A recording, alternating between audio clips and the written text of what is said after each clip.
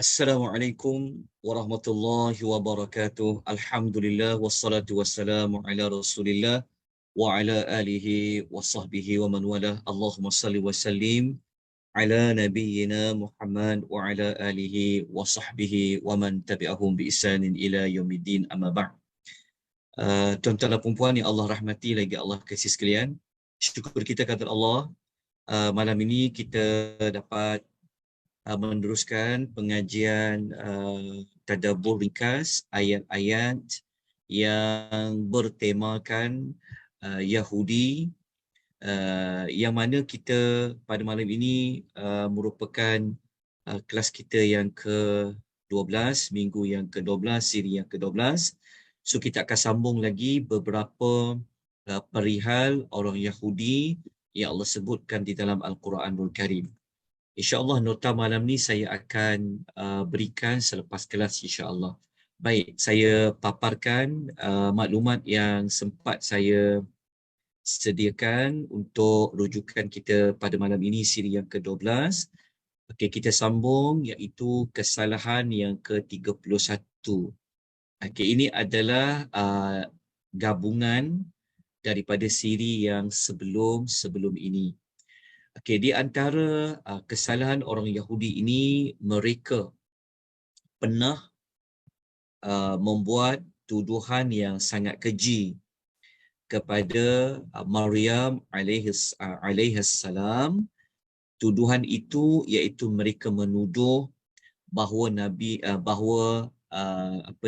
Maryam telah melakukan perbuatan zina. Mereka telah menuduh Maryam ini telah berzina dengan seseorang. Akhirnya Maryam telah melahirkan anak zina iaitu Nabi Isa alaihi salatu wassalam. Okey, maklumat ini kita boleh temukan pada surah An-Nisa, ya, ayat 156,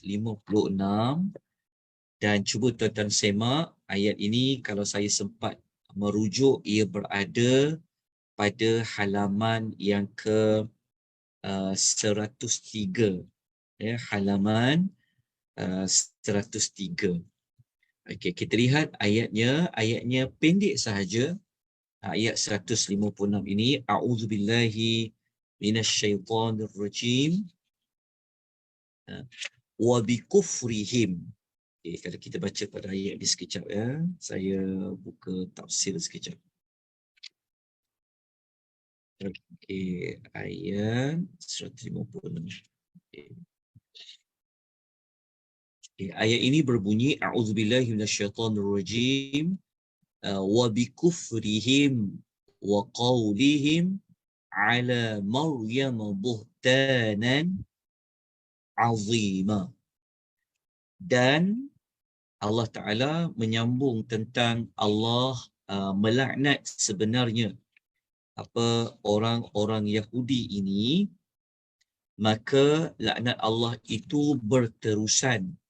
Kerana apa? Kerana bikufrihim, kekufuran mereka, wa qawlihim, dan juga kerana perkataan mereka. Wa qawlihim tu maksudnya tuduhan mereka kepada siapa? Ala Maryam, terhadap Maryam dengan tuduhan buhtanan. Buhtanan tu maksudnya dalam bahasa kita iaitu fitnah. Dalam bahasa Quran, kalau fitnah disebut buhtanan. Kita jangan samakan perkataan fitnah itu mesti fitnah dalam Quran. Jangan. Ya. Tidak ada kena-mengena fitnah, kalimah fitnah yang orang Melayu gunakan dengan kalimah fitnah yang ada dalam Quran. Tetapi kalau kita nak gunakan perkataan fitnah di dalam bahasa kita, nak disamakan dengan Quran, kena guna perkataan buhtana. Okay. Jadi orang Yahudi ini, iaitu pada zaman Nabi Allah Isa, iaitu Bani Israel yang terakhir sekali pada zaman Nabi Isa, maksudnya batch yang hujung Bani Israel ini pada zaman Nabi Allah Isa, mereka telah menuduh maknya Nabi Isa iaitu Maryam sebagai menuduh satu tuduhan yang azimah, tuduhan yang sangat besar. Allah guna perkataan azimah, tuduhan yang sangat keji. Okay. Kalau kita merujuk dalam tafsir Ibnu Katsir, cuma saya mohon maaf saya tak sempat nak meletakkan tafsiran daripada Ibnu Katsir. Dalam tafsir Ibnu Katsir, Ibnu Katsir telah menukilkan pendapat Ibnu Abbas. Ibnu Abbas radhiyallahu anhuma mengatakan orang Yahudi Bani Israel di zaman Nabi Allah Isa itu, mereka telah mengatakan bahawa Maryam ini telah melakukan penzinaan. Jadi itulah yang dimasukkan dengan buhtanan azimah. Tuan-tuan, kita orang Islam ya yang beriman kepada ayat Quran, kita mempercayai, memperakui bahawasanya bahawasanya Maryam tidak melakukan sebarang perbuatan yang jijik. Bahkan ia merupakan satu kurniaan Allah dapat menghamilkan anak walaupun tidak pernah mempunyai suami, tidak pernah disentuh oleh mana-mana lelaki.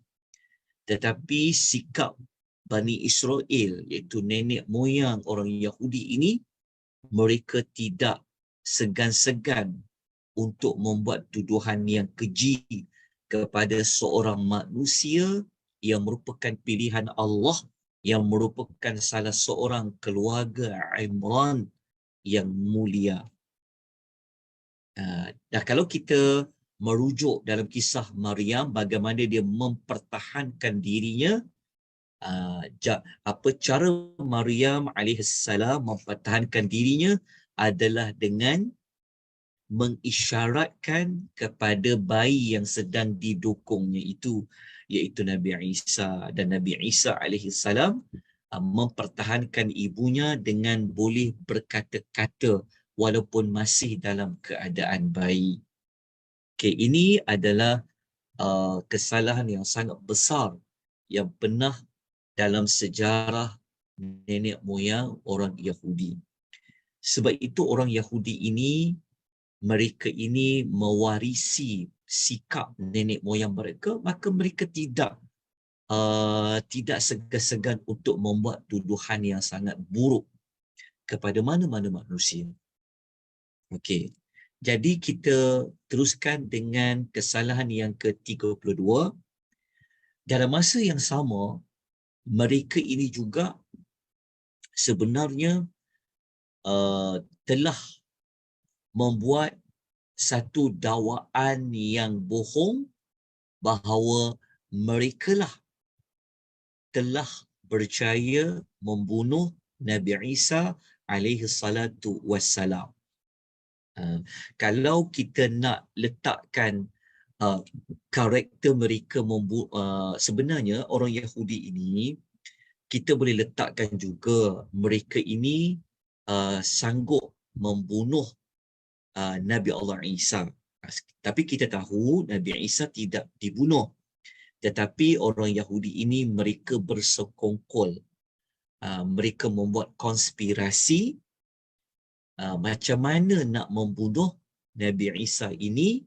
Kalau kita baca dalam sejarah, mereka telah berkomplot dengan pihak kerajaan Rom ketika itu. So mereka buat cerita seolah Nabi Isa ni dia nak jatuhkan kerajaan Maharaja Rom ketika itu, kan, nak ambil pemerintahan. Jadi kerajaan ni pun, Rom pun mengambil tindakan untuk tangkap dan bunuh Nabi Isa. Siapa punya kerja tu? Bani Israel yang ada pada zaman Nabi Isa tu. Sebab tu orang Yahudi ini yang mewarisi sifat-sifat buruk nenek moyang mereka ini, mereka akan sanggup mencari jalan macam mana nak uh, membunuh seseorang ke, menjatuhkan mana-mana negara ke, bersekongkol dengan mana-mana pihak. Seperti mana yang pernah dilakukan terhadap Nabi dan Rasul mereka yang terakhir yang Allah hantar untuk Bani Israel, iaitu Nabi Allah Isa. Okay, jadi mari kita lihat pendustaan mereka ni. Sebenarnya pendustaan ni tuan bukan sekadar mereka mereka merasa gembira dapat bunuh Nabi Isa tu, tapi dakwaan mereka ni memberi kesan buruk kepada kesesatan orang Nasrani. Nanti kita akan tengok perincian dia. Okay, kita tengok dulu ayat rujukan kita. Okey, kalau kita rujuk dalam surah An-Nisa, okey, ayat 157, ya, muka surat 103. Ini adalah ayat sambungan daripada ayat yang kita baca sebentar tadi ni. Okey, ayat ini Allah Subhanahu Wa Taala berfirman, A'udzubillahi minasyaitonir rajim. Wa qaulihim inna qatalna al-masiha Isa bin Maryam Rasulullah. Kita tengok ya, orang Bani Israel di zaman Nabi Isa ni, mereka mengaku Nabi Isa tu pesuruh Allah. Tapi cara mereka cakap tu, mari kita tengok ayat dia. Dan mereka juga telah mendakwa dengan mengatakan, mereka berdusta, mereka menipu dengan mengatakan, sesungguhnya kami telah berjaya membunuh Al-Masih Isa anak lelaki Maryam yang merupakan pesuruh Allah. Tengok. Mereka soalannya mereka belagak. Mereka kata, kami dah bunuh dah utusan Allah ni. Kami dah bunuh dah anak lelaki Maryam. Mereka benci sangat dengan Nabi Isa sebab mereka menganggap anak Isa itu adalah hasil perbuatan zina Maryam yang kita telah pelajari sebentar tadi. Jadi mereka berpakat dengan pihak kerajaan untuk tangkap dan bunuh Nabi Isa. Tetapi Allah Ta'ala kata apa? Allah Ta'ala mengatakan padahal mereka tak bunuh pun Nabi Isa tu, dan mereka tak berjaya pun nak mensalibkan Nabi Isa ni, tetapi yang mereka bunuh sebenarnya adalah orang yang sama rupanya seperti mana Nabi Allah Isa. Tapi beria-ria orang Yahudi ni, Bani Israel itu nak mengatakan dia telah berjaya membunuh pesuruh Allah dengan bangganya. Lepas tu pula Allah mengatakan dan sesungguhnya orang ketika itu telah berselisih faham mengenai Nabi Isa, sebenarnya mereka berada dalam keadaan syak tentang menentukan pembunuhannya. Maksudnya macam ni. Pada zaman itu, orang-orang pengikut Nabi Allah Isa, seperti selepas itu kan muncul agama Nasrani, kan, yang mereka mendakwa Nabi Isa itu adalah Nabi mereka. Dan sebenarnya kalau kita baca ayat ni, sebenarnya orang Yahudi, Bani Israel telah kata mereka telah bunuh Nabi Isa. Lepas tu pula orang Nasrani pula dia pun macam tak pasti juga Nabi mereka ni telah dibunuh ke ataupun macam mana. Masing-masing telah berlaku bersisih faham tu, maksudnya masing-masing berada dalam keadaan yang ada syak wasangka. Macam Yahudi sebenarnya mereka berada dalam keadaan mereka mendakwa mereka berjaya bunuh, manakala orang Nasrani pula berada dalam keadaan mereka percaya yang apa yang dikatakan oleh orang Nasrani itu. Lepas tu Tuhan kata apa? Tiada sesuatu pengetahuan pun bagi mereka mengenai kisah Nabi Isa tu, melainkan mereka ikut sangkaan mereka semata-mata. Dalam masa yang sama, ayat ni sebenarnya Allah juga nak menempelak orang-orang Kristian yang percaya cakap Nabi Isa tu telah dibunuh. Dalam masa yang sama, orang Kristian ni disebabkan mereka percaya dakwaan palsu Bani Israel tu, mereka pula buat pula cerita baru pula. Tahukah cerita baru ni apa kan? Mereka kata, oh Nabi Isa ini sebenarnya ya betul, dia telah mati dibunuh. Kemudian dia naik dekat langit, kemudian dibawa turun balik semula. Lepas tu cerita mereka kata, mereka buat cerita palsu, kata Nabi Isa telah dibunuh kerana nak apa? Nak berkorban untuk dosa umat-umatnya. Maknanya hasil daripada dakwaan palsu orang Bani Israel tu, akhirnya orang Nasrani pun percaya. Bukan sekadar percaya, ada juga yang tak percaya, tetapi mereka juga telah buat pula penipuan yang lain. Dia dipanggil tipu dalam tipu. Orang Yahudi menipu orang Nasrani pula cuba menipu orang lain, mengatakan Nabi Isa yang disolib tu, kenapa dia mati disolib? Kerana sekian dan sekian dan sekian.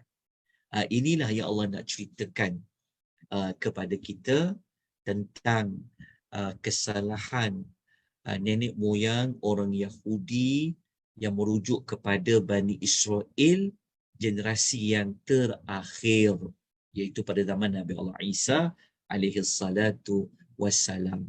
Sampai sekaranglah ada orang percaya Nabi Isa itu telah disalib. Tu yang nampak gambar salib-salib tu. Okey. Jadi kita teruskan dengan kesalahan yang ke-33. Orang Yahudi ni jahatnya diorang ni, tuan-tuan. Bagi mereka ni, kalau di zaman Nabi dulu, mereka kalau dia buat apa-apa, bagi mereka tak salah. Mereka menganggap kalau mereka buat kesalahan ni macam mereka dimaafkan, mereka tak berdosa. So saya letakkan dia dalam bahasa mudah kita fahami, mereka berbuat apa saja sesuka hati kepada orang yang bukan Yahudi. Nanti kita akan tengok ayatnya dan kita akan dapat jawapan. Ada persamaan perangai orang Yahudi di zaman Nabi dulu dengan orang Yahudi yang ada pada zaman kita ini. Yang dia tak peduli dah. Kan? Kalau dia bukan orang Yahudi, dia tak kisah nak bunuh ke, nak tipu ke, nak tindas ke, dia dah tak kisah. Bagi mereka tak ada kesalahan apa-apa. Rupa-rupanya apa yang mereka buat itu mengikuti orang Yahudi di zaman Nabi sallallahu alaihi wasallam. Mari kita lihat dalam surah Al-Imran ayat 75 muka surat 59. Okey, kita tengok dalam surah Al-Imran ayat nombor 75. Okey. Kalau kita buka dalam surah Al-Imran ayat 75, sekejap ya, izinkan saya membuka tafsir sambil-sambil tu. Okey, kita tengok ayat dia. Okey. Ayat ni sebenarnya cerita tentang dalam bab berjual beli. Berjual beli. Okey, bagaimana orang Yahudi ni buat? Okey, Allah kata, "Wa min ahli al-kitabi." Okey, man in ta'manhu biqintari yu'addihi ilayka minhum. Wa minhum man in ta'manhu bidinarin la yu'addihi ilayk illa ma dumta alayhi qa'ima. Zalika bi'annahum qalu laysa alaina fi ummiyin. Ni dekat ayat Quran ni, ambil dekat sini. Dia punya statement kesalahan mereka tu. Mereka kata apa? Mereka kata qalu laysa alaina fil ummiyin sabil. Di sinilah sebenarnya keterangan ayat yang kita letakkan pada kesalahan tadi. Wa yaquluna 'ala Allahi al-kadhiba wa hum ya'lamun. Okey, mari kita lihat keterangan ayat ni. Okey. Tengok sekejap ya. Allah Ta'ala cerita ni. Okay, terjemahan dia. Dalam kalangan ahlul kitab di sini merujuk kepada orang Yahudi. Ada di kalangan mereka, kalau engkau amanahkan dia simpan sejumlah besar harta sekalipun, ada yang baik, dia amanah, dia akan kembalikan dengan sempurna kepadamu. Maknanya ayat ini Allah memberitahu tak semua orang Yahudi ni kalau berniaga dia berbohong. Kita pun tahu ada orang Yahudi ini yang dia ada integritinya, betul tak? Ada yang amanahnya. Ada juga orang Islam yang kaki pembohong, ada juga. Kan umat Nabi SAW pun ada juga macam tu. Tetapi Allah Ta'ala kata, dan ada pula di antara mereka itu orang Yahudi yang kalau engkau amanahkan menyimpan sedinar pun, dia tidak akan mengembalikan kepada engkau kecuali kalau engkau selalu menuntutnya. Allah bagi tahu ada orang Yahudi ni jenis kaki penipu ni, kan, selagi tak minta, selagi tak tuntut, dia takkan bagi. Ini orang yang khianat dalam berjual beli. Okey. Lepas tu Allah Ta'ala kata lagi, yang demikian itu kenapa? Kenapa mereka sanggup nak khianat, ambil harta orang, selagi tak ditutup dan ditutup, dia takkan peduli, dia takkan ambil kisah. Kan? Sebab itu kita dapati orang Yahudi ni keras kepala, kan. Macam-macam kita buat, betul tak? Kan? Buat persidangan OIC, nak gencet senjata lah, betul tak, nak tuntut sekian lah. Kalau kita nak hadapkan kesalahan orang Yahudi ni ke mahkamah jenayah antarabangsa, kan, dia takkan jalan, tuan-tuan. Sebab apa, tuan-tuan? Mereka memegang kepada satu perkara, mereka kata apa? Tak ada dosa bagi kami terhadap orang yang ummi. Orang yang ummi dalam konteks ayat ini adalah merujuk kepada orang Arab di zaman Nabi. Kita tahu kan orang Arab zaman Nabi ini, mereka ada yang tak boleh baca, ada tak boleh menulis, dipanggil ummi. Jadi bagi diorang ni, kalau dengan orang Arab yang ummi ni, tak ada dosa, tak salah apa-apa pun kalau mereka buat apa-apa. Tak ada. Nampak tak? Jadi sebenarnya, apa yang mereka buat ni, tuan-puan, ada saki-baki perangai ni diikuti oleh Yahudi Zionis ni. Mereka tak salah kalau nak bunuh budak kecil, tak salah nak bunuh bayi ke, nak bunuh hospital ke, bahkan tak salah pun kalau dia nak bunuh wartawan. Kan? Kita tahu ada wartawan yang banyak melaporkan apa yang berlaku di Gaza, kan. Wartawan tu boleh sanggup bunuh, walaupun dalam dunia peperangan, wartawan, orang diplomatik sebenarnya tak boleh dikacau, tapi bagi mereka ada kukisah. Bagi diorang ni tak salah apa-apa. Sebab tu kalau mereka nak berbohong dalam perniagaan ke, bagi mereka tak ada salah. Mereka pula, kata Allah, selalu berkata dusta terhadap Allah sedangkan mereka mengetahui. Maksudnya mereka ni akan buat ceritalah. Allah yang izinkan kami buat macam ni, dalam kitab kami kata boleh kami tipu korang. Itulah yang dilakukan. Sebab tu, tuan-tuan, kita tengok dalam dunia ni, kan, bank dunia, kan, dikuasai oleh orang-orang Yahudi ni lah. Dalam ekonomi ni, mereka tak kisah pun. Untuk mereka menipu, berbohong, menzalimi, menindas, mereka tak kisah. Dan inilah yang ada diikuti oleh orang-orang Yahudi Zionis, yang bagi mereka boleh buat sesuka hati mereka kepada orang yang bukan Yahudi. Okey, tuan-tuan, kita lanjutkan bagi keterangan ayat yang berikutnya. Sudah lama Allah ceritakan sikap orang Yahudi ni dalam Al-Quran. Cuma orang Islam sahaja, terutama negara-negara Islam, kita tidak mengambil peduli tentang apa orang-orang Yahudi ini Sebab itu di antara hikmah Allah Ta'ala mentakdirkan berlakunya isu Palestin ini dapat mengingatkan kita, membuka mata kita terhadap uh, perilaku kejahatan orang-orang Yahudi ini. Baik, tuan-tuan dan puan-puan, kita lanjutkan lagi dengan kesalahan yang keempat, 34. Orang Yahudi ni dalam banyak-banyak dia akan bermusuh. Siapa golongan manusia yang dia sangat suka nak mencari musuh adalah orang Islam. Orang Islam ni jadi sasaran ni. Dia tak boleh tengok orang Islam ni berjaya. Dia tak boleh. Dia akan cari jalan macam mana nak musnahkan negara tu. Macam mana nak jadi orang Islam ni bergaduh. Jangan bagi mereka ni bersatu. Tu yang berlaku perang sini kan. Perang negara Islam, perang Teluknya, berlakunya Arab Springnya, macam-macam. Semua itu sebenarnya ada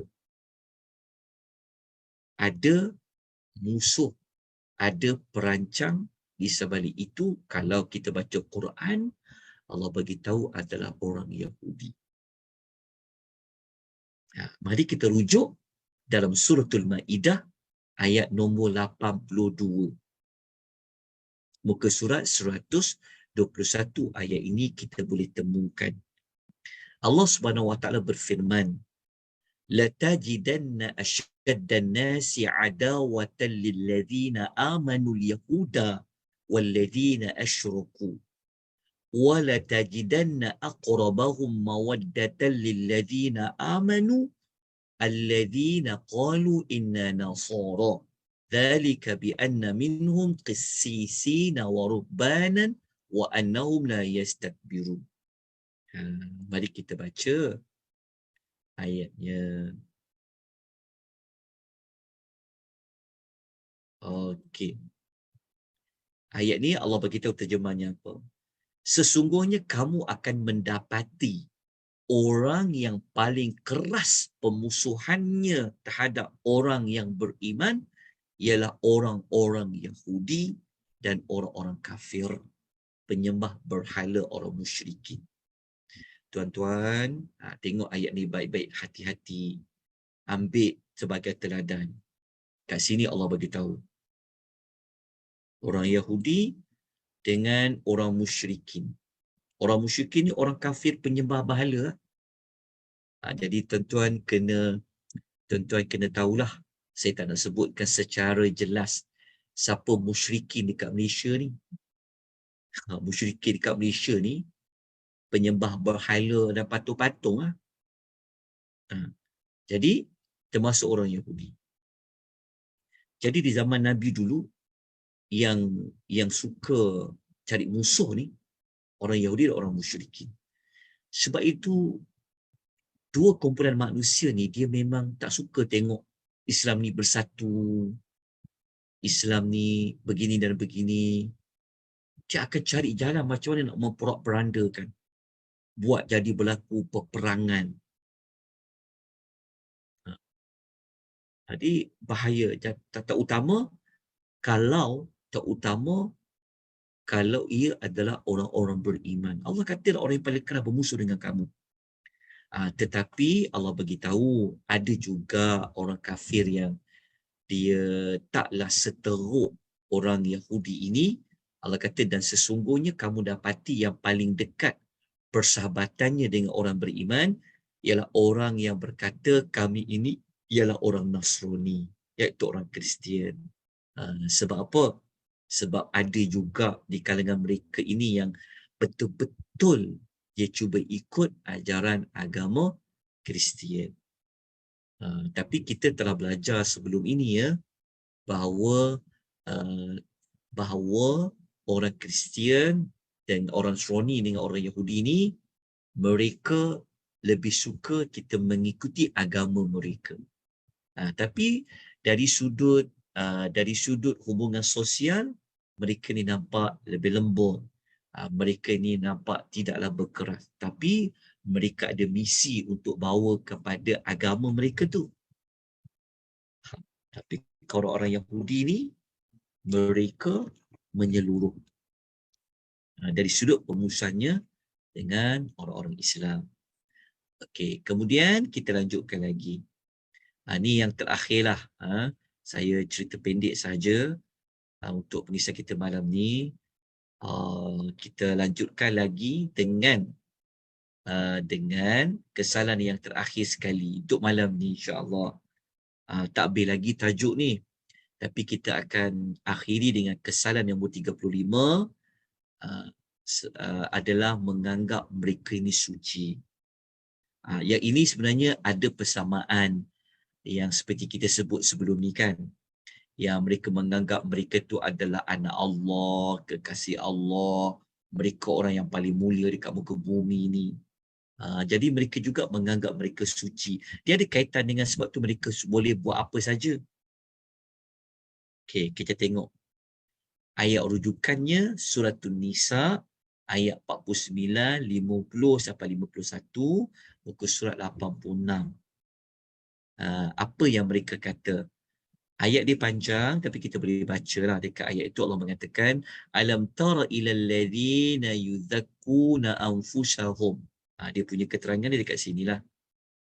Ini yang daripada potongan ayat depan ni lah saya jadikan sebagai kesalahan nombor yang ke-35 tadi tu. Lepas tu tuan boleh bacalah sampai hujung. Sebenarnya orang Yahudi ni, mereka juga sebenarnya buat syirik tau sebenarnya. Bahkan mereka ni, tengok ya, mereka sebenarnya kalau orang yang penyembah patung-patung ni, mereka cakap apa? Kena baca pada ayat yang hujung lah. Ayat nombor 51 tu kita akan jumpa Allah Ta'ala mengatakan, alam tara ilal ladzina utu nasiban minal kitabi yu'minuna bil jibti wat taghuti wa yaquluna lil ladzina kafaru aulai ahda minal ladzina amanu sabila. Mari kita tengok terjemahan ayat dia.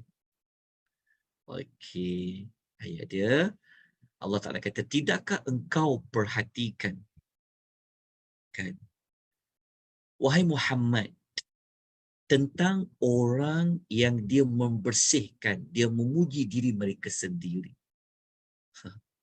Mereka mengatakan bahawa mereka ni suci. Mereka mengatakan bahawa mereka inilah yang benar. Padahal kata Allah, mereka tak berhak pun nak mengatakan mereka ni suci daripada dosa ke. Sebab yang berhak, yang patut untuk mengatakan seseorang ini suci ke, bersih dari dosa dan sebagainya adalah Allah. Allah saja yang mengkehendaki untuk menyucikan dan membersihkan sesiapa sahaja. Dan Allah memberitahu mereka pula tidak akan dianiaya. Maksudnya apa yang mereka buat, itu yang mereka akan ditimpa dengan balasannya. Apa mereka kata, itulah balasan yang akan ditimpakan kepada mereka mengikut apa yang mereka kata. Lepas tu ayat nombor 50, Allah Ta'ala kata apa? Berani sungguh mereka ni, suka sangat mengada-adakan berita dusta terhadap Allah. Maksudnya mereka ni, mereka ingat tak tuan-puan, kan mereka sanggup bersumpah, dan mereka ni sanggup jual nama Allah tu. Kalau mereka buat tu, mereka kata, inilah yang Allah perintahkan, inilah yang Tuhan suruh kami buat. Mereka sanggup jual nama Allah Ta'ala tu. Sampai tempat tu Tuhan kata, berani sungguh mereka ini untuk melakukan perbuatan dusta. Allah Ta'ala kata, yang mereka tipu tu pun dah berat, apatah lagi yang mereka buat terang-terang, kata Allah dosanya. Lepas tu Allah Ta'ala kata, tidakkah engkau perhatikan kepada orang yang telah diberikan sebahagian daripada kitab, iaitu kitab Taurat, sebahagiannya bukan semua. Mereka percaya kepada al-jibt. Jibti itu maksud dia benda-benda yang disembah selain daripada Allah. Dan mereka juga percaya kepada Taghut. Taghut ni apa? Taghut ni maksudnya dia boleh merujuk kepada manusia, dia boleh merujuk kepada jin. Maksudnya orang Yahudi ni, okey, mereka ada sebahagian dari mereka tu percaya kepada makhluk-makhluk lain selain Allah, dan juga mereka juga boleh mereka juga boleh mengagungkan jin, mereka juga boleh mengagungkan manusia, itu dipanggil Taghut. Bahkan mereka kata kepada orang kafir ni, apa yang korang buat tu betul. Kau sembah-sembah patung berhala, itu betul sebenarnya. Korang lebih betul daripada orang Islam. Ah, itu orang itu orang Yahudi. Perangai mereka, sikap mereka, tuan-tuan dan puan-puan. Sebab itu kalau kita baca dalam sejarah kan, apabila Bani Israel berjaya seberang laut tu kan, mereka pernah nampak ada satu kumpulan manusia yang dia sembah patung. Kan mereka minta dekat Nabi Musa nak buat patung macam macam orang yang mereka jumpa tu. Tapi kan Nabi Musa bagi amaran keras. Dan kita juga tahu akhirnya mereka ada daripada mereka yang menyembah patung anak lembu tu kan. Itu kita telah ketahui sebelum ni. Dan sebenarnya dalam sejarah ada di kalangan orang Yahudi itu yang masih berpegang kepada percaya ada makhluk-makhluk lain yang memain peranan seperti Tuhan. Tapi kita nak fokus perbincangan kita adalah pada mereka merasakan mereka ini suci. Mereka lah yang berada pada jalan yang lurus dan sebagainya. Habislah yang ke-35. Tapi ada satu lagi saya terlupa. Maafkan saya. Saya terlupa. Yang ke-36, mereka ada perasaan bakhil. Bakhil tu maksudnya apa? Mari kita tengok bakhil. Okey. Allah sebut dalam surah Nisa ayat 53. Saya terlupa, saya masukkan yang ke-36 ni. Maafkan saya. Okey, ayat 53, muka surat 87, Allah Ta'ala kata orang Yahudi ni, Allah laknat mereka. Allah Ta'ala kata, am lahum nasibum minal mulk, atau mereka mempunyai bahagian daripada kuasa pemerintahan. Fa idza la yu'tuna an-nasa naqira. Meskipun mereka ada, mereka tidak akan memberi sedikit pun kepada manusia. Okey, ayat ni sebenarnya Allah nak kata orang Yahudi ni, okey, Allah laknat mereka ni. Mereka ni kan punya belagaknya, Allah kata, kalau mereka ada kuasa pemerintahan kan, mereka ni takkan tumpangkan, takkan jadi manusia yang nak buat kebaikan daripada tampuk kuasa pemerintahan mereka. Itu yang kita nampak perangai macam ni dekat Zionis Yahudi Israel yang duduk kat Palestin, betul tak? Kenapa mereka buat tembok yang tinggi? Ada kaitan dengan mereka takut mereka telah sekat sumber air. Sebab tu kalau kita baca dekat Israel, tuan-puan ya, dekat negara Israel tu, kita tak katalah dia itu negara, tapi kita nak bagi faham, sebenarnya dekat Israel tu ada orang Arab Palestin, tuan-puan. Tuan-tuan jangan ingat warga negara Israel itu hanya orang Yahudi, ya, tidak. Tapi ada juga di kalangan orang Arab Palestin. Tapi kalau kita baca orang Arab Palestin ni, mereka tidak diberikan dana yang mencukupi, mereka tak dapat kemudahan seperti mana orang Yahudi dapat, walaupun mereka juga ada menjadi warga negara Israel. Tuan-tuan, ni cerita benar ni. Tuan-tuan bacalah, tengok dalam cerita benar sampai sekarang pun kan.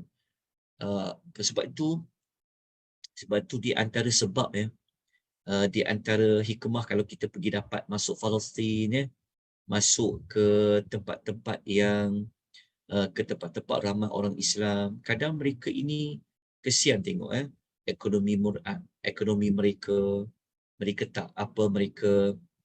tak sekaya, tak semampu warga Israel. Sebab tu Israel dia sekat elektriknya, macam-macam fasiliti yang mereka tak nak bagi orang yang bukan Yahudi.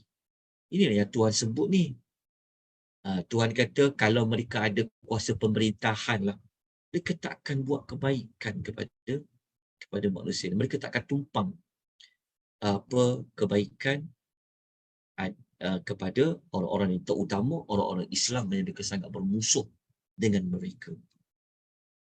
Jadi itulah sedikit sebanyak apa yang dapat kita kongsikan pada malam ini, tuan-tuan dan puan-puan.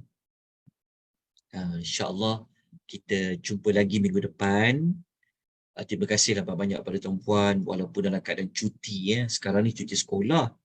Banyak kelas-kelas ditunda kerana sebab cuti kan. Tapi alhamdulillah tuan-tuan dan puan-puan ni semangatnya masya-Allah, tabarakallah, hayakumullah, masih lagi dapat mengikuti pengajian ni secara langsung. Jadi teruskan mengikuti. InsyaAllah kita akan kupas lagi, kita akan gali lagi maklumat yang ada dalam Quran. Kan, satu rezeki yang banyak Allah bagi pada kita, betul tak? Kan, selama ni kita baca ayat Quran tu, tapi kita macam baca je lah kan. Kita lalu laju je kita baca. Tapi kali ni Alhamdulillah rezeki 2023. Ya Allah memberi kita sedikit kefahaman walaupun tak banyak. Dapat juga kita mengetahui kisah orang Yahudi ini di dalam Quran. Rupanya dah lama dah Allah menceritakan dalam Al-Quran tentang perihal orang Yahudi. Jadi moga-moga apa yang Allah telah ceritakan kepada kita ini dapat menambahkan rasa keimanan kita kepada Al-Quran. Kita rasa Quran ni bukan sekadar untuk dibaca tapi sebagai panduan hidup, sebagai apa, Quran mengajar kita dalam bidang kenegaraan, dalam bidang kita menghadapi dengan orang-orang yang bukan Islam, dengan musuh-musuh Islam.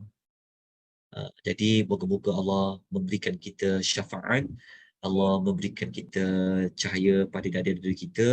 Semoga Allah memberikan kita ruang dan peluang lagi untuk kita ikut saya pun tak dapat nak sebut sampai siri yang keberapa, tapi kita cuba dengan kadar yang mampu, dengan rahmat Allah, dengan bantuan Allah, untuk kita gali sebanyak mungkin ayat-ayat yang berkenaan dengan orang Yahudi. Nanti kita akan tengok sampai kepada ayat macam mana, sampai kepada perumpamaan pun kita akan sentuh tentang orang Yahudi, insya-Allah. Baik tuan-tuan dan puan, ada sebarang persoalan, pertanyaan, saya nak tengok dekat ruangan chat ada tak sebarang pertanyaan tuan-tuan dan puan ya. Ya ya. Assalamualaikum Ustaz. Saya hanya ingin tunjuk kesalahan 35 dan 36 muka suratnya tadi Ustaz, atau saya yang silap? Saya salah ya? Tak, ya Allah. saya cuba tengok slide lagi, mungkin saya yang silap. Aha. Yang mana tu? Yang nombor 35. Ayat kesalahan 35 dengan 36. Muka surat dia ada mungkin silap. Kena ya check ke? Saya ke? Ya Allah, mohon maaf ya. Sebab tu saya suka sangat kalau ada orang boleh betulkan. Ustaz nanti show the slide. Cuba kita check. Surah Nisa Kejap ya. Okey, ayat yang 39. Kejap ya. Ayat kesalahan 35 tu muka surat 86 Ustaz. Ya, 86. Kemudian yang satu tu lagi 50, kesalahan 36, muka surat 87. Betul lah. Saya paparkan yang tu. Tengok sekejap ya. Betul ya? Sekejap ya. Nampak tak nota ni? Betul. Saya yang silap. Oh, tak apa. Tak, saya suka kalau ada siapa-siapa tolong tegur ya, tolong ingatkan saya sebab yalah, kadang-kadang buat ni dalam keadaan saya siapkan note ni sebenarnya. Maaf Ustaz, saya yang silap. Terima kasih. Betul ke? Okey, tak apa puan. Tak apa, saya pun selalu juga buat silap ni, tapi saya minta ya tuan-puan ya, kalau boleh semua tolong semak apa yang saya sebutkan ya. Saya suka macam tu. Kalau kita boleh betulkan terus ya. Sebab maklumat ni kita akan tinggalkan dekat FB, nanti kita akan upload dekat YouTube. Jadi kalau boleh kita elakkan daripada sebarang kesilapan, tapi al-maklum lah ya. Berlaku kesilapan tu 8.36 okey. muka surat 87 ya Ustaz? Betul. Ya betul, yang bakhil ni 87, betul tak? Betul. Betul, Alhamdulillah. Ustaz. Betul-betul. Okey. Bakhil okey. Nanti insya-Allah kita boleh sambung lagi. Saya tengok dekat chat tadi ada yang bagi pendapat bagus Alhamdulillah, jazakumullah khair. Okey. Nanti kita sambung lagi pada siri yang akan datang insya-Allah hari Sabtu dan Ahad. Untuk buat pengetahuan perempuan walaupun cuti sekolah, kelas online kita akan berjalan seperti biasalah insya-Allah. Jika kalau ada apa-apa makluman penangguhan, nanti saya akan maklum pada tuan perempuan setakat ni dalam minggu depan saya belum lagi pulang ke kampung kerana ada perkara yang perlu diselesaikan lagi. InsyaAllah kita jumpa lagi insyaAllah pada siri akan datang Semoga Allah memberi kebaikan kepada kita. Terima kasih banyak-banyak pada semua tuan-puan secara langsung dan tak langsung. Mohon maaf atas kekurangan kekelaman saya sepanjang saya membimbing majlis ilmu ini. Nota saya akan edarkan sekejap lagi insya-Allah. Aqulu qouli hadza wa astaghfirullahal azim. Assalamualaikum warahmatullahi wabarakatuh.